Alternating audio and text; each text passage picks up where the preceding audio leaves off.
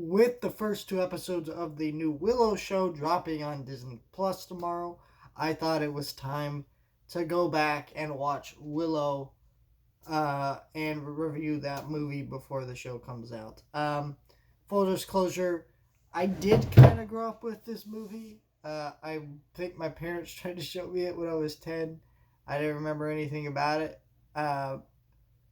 And so I've owned this movie on Blu-ray for several years, been meaning for the right time to watch it. And then when I heard the show was coming out, I'm like, well, just save it till the show comes out and watch the movie. Um, I did really like this movie. I think this is the better of 80 fantasy movies. In the 80s, every fantasy movie was trying to copy Star Wars. Let's see what I got them here.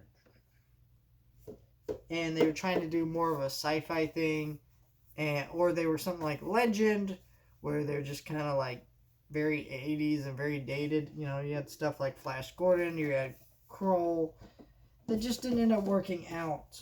And none of those movies are terrible movies, per se, but they are movies that did end up not living up to the test of time.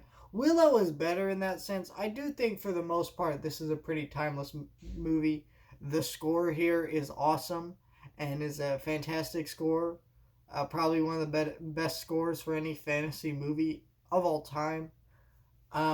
The performances with Val Kilmer and Warwick Davis, especially Warwick Davis, he makes this character so lovable. You have this character who has so little confidence within himself, but through his actions and through his performance, you grow to really love his character and really believe that he's someone so small could do this. He was very necessary to make this film work, and so he added a lot of charm and charisma to the role.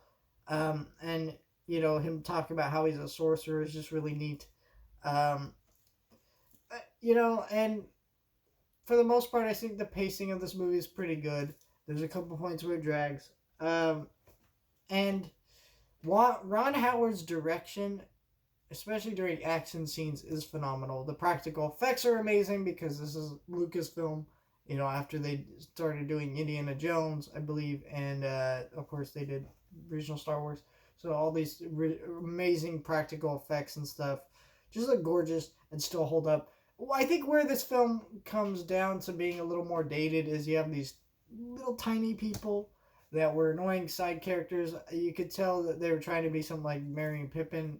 Not necessarily trying to be Merry and Pippin because the Lord of the Rings movies hadn't come out. Yes, I know the books had come out, but obviously they most likely weren't looking to inspiration for that when adapting this to film.